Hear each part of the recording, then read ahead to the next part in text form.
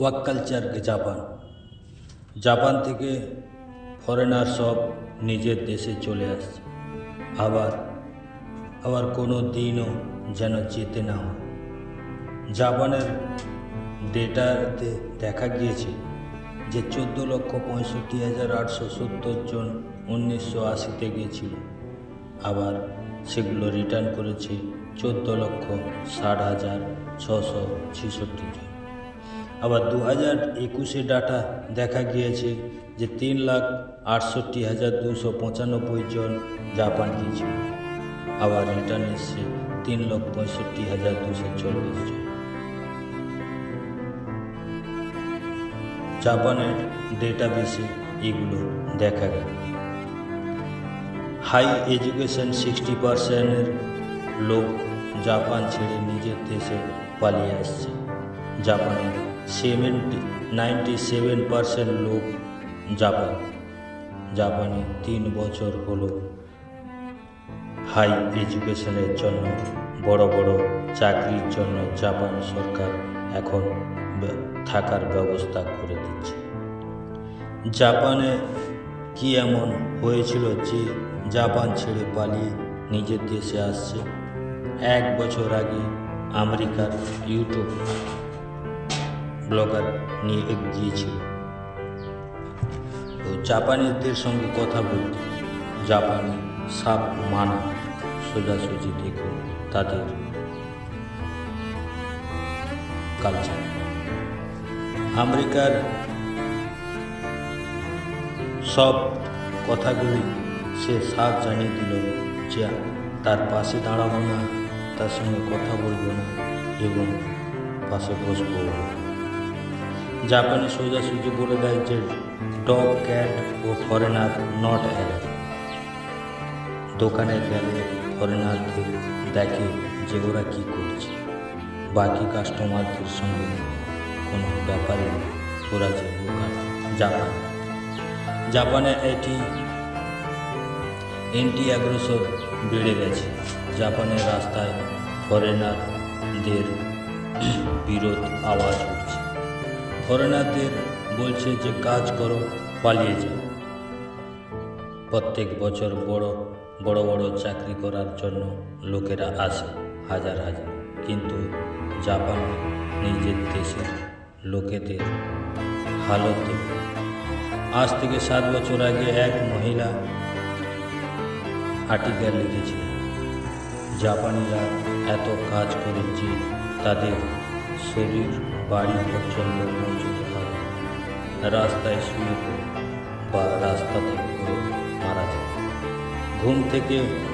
ঘুমের থেকে থকানটা খুব বেশি। এইসব কারণে জাপানের নাম হলো, ওই থকানের নাম কোরোশি। ডাটা স্যাম্পল ডিপাতে দেখা যাবে যে জাপানের মোট বছরে 4,000-এর মতন লোক মরছে, কিন্তু এক্স ডাটাতে দেখা যায় যে 20,000 প্রত্যেক বছর মরছে এই ঠকানের জন্য। পেনাসনিতে কোম্পানিতে একটা শর্ত ছিল যে 3 দিন লাগাতার কাজ করতে হবে, তার জন্য এক্সট্রা প্রাইস থাকবে। 66,000 মধ্যে 150 জন কাজ করবে বলে রাজি হয়েছে, তাও 1%-এরও নিচে। জাপানি কোম্পানিতে সেটা হয়। জাপানি যদি আপনার কোম্পানিতে কাজ করে, সে নিজের মতো করে কাজ করে। যেমন ধরুন আপনার সকাল থেকে বিকেল 4টা পর্যন্ত কোম্পানির ডিউটি, তাহলে সে সকাল থেকে রাত 8টা পর্যন্ত ডিউটি করবে, তারপরও বেশি ডিউটি কাজ থাকলে করবে। জাপানিরা কোম্পানির বফাদার দেখা যায়। ওদের ওভারটাইম, ওদের পার্সোনাল ব্যাপার, ওরা ছুটি নেয় না। ওদের সঙ্গে কথা হলো যে তোমরা ছুটি কেন নিচ্ছ না? ওরা বলে যে আমাদের সাথীরা কাজ করে আর আমরা ছুটি নিয়ে অটকল রাখি। আমরা কাজ কেউ করবে না, তার জন্য আমার কাজ কেউ করবে, তার জন্য ছুটি নেই। আমি যদি ছুটি নিয়ে তার পুরো ডিপার্টমেন্টের কাজ থেমে যায় জাপানের কোম্পানিতেও। আপনি বাইরের দেশ থেকে গেছেন, আপনি জাপানি কোম্পানিতে কাজ করেন, তো জাপানের লোকাল লোকেরা যেভাবে কাজ করেন সেইভাবে কাজ করতে হবে। ওরা ছুটি না নিলে থাকলে আপনিও ছুটি জন্য নিতে পারবেন। ছুটি নিলে বা ওভারটাইম না করলে আপনার বেতন থেকে টাকা কেটে নেয় এবং জাপানের আপনাকে অপদস্থ করবে এবং তার তোমাদের ডিমোশন করে দেবে। তার থেকে অন্য দেশ অনেক ভালো। ধরুন আপনি ভারত থেকে গেছেন, আপনি জাপানি ভাষাও জানেন না, তাহলে আপনি কোনো কাজ পাবেন। আপনি যদি জাপানি ভাষা এবং লিখতে পারেন তাহলে আপনি হাই লেভেলের কাজ পাবেন। সবথেকে বড় কথা হলো আপনি থাকবেন কোথায়। ঘরের সামনে এইটা হচ্ছে ইংলিশে লেখা থাকে, যেটা হচ্ছে ডগ ক্যাট ও ফরেনার নট অ্যালাউড, আর বাকি সব জাপানি লেখাতেই পাবে। এই জন্য জাপানিরা বলে ফরেনার কালচার নট অ্যালাউড। জাপানে এখনকার কালচারে দেখুন, রাত 7:30 পর্যন্ত যা পারেন কথা বলেন, তারপর কোনো আওয়াজ নয়। আওয়াজ করলে জেলও হতে পারে, জরিমানা হতে পারে। আপনার বাড়ি কুড়া সপ্তাহে একবার ফেলতে পারে, ও আবার পাশের অফিস থেকে প্যাকেট ও টিকিট নিয়ে আসতে হবে। যে কটা ফেলার টিকিট দিবে তার থেকে বেশি হলে আপনার উপরে ফাইন আসবে।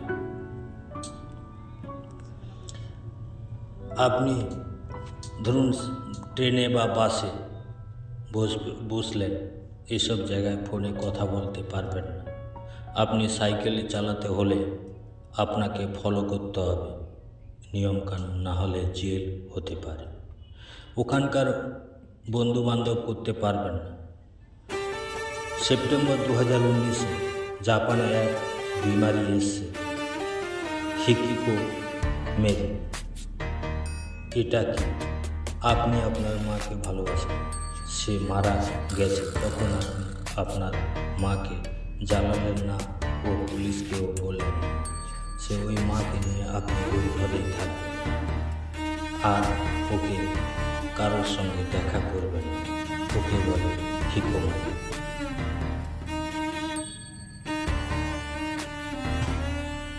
হিকোমারি কথাটা কালচারটা শুধু একটা দুটো নয়, প্রায় 15 থেকে 20 লাখ পর্যন্ত হয়ে গেছে।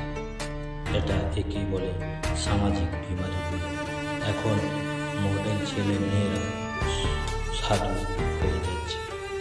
15 থেকে 54 বছর পর্যন্ত সবাই হিকিমারি আছে। প্রায় ডাটা বলছে 2%। সরকার কি করবে ভাবতে পারছে। ওদের জিডিপি নেমে নিচের দিকে চলে যাচ্ছে। জাপানে আরও একটি হলো, আপনি ইমোশনালের হওয়ার জন্য আর আপনি সব রেন্টে পাওয়া যায়, যেমন বাবা মা ভাই বোন দিদি কাকা কাকি আর বউ।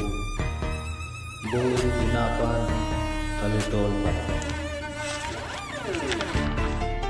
এইসব কাজ করার ফলে জাপান থেকে ফরেনার সব নিজের দেশে চলে আসছে। দেশে আসার সময় বলছে গুড বাই জাপান, যাই হোক।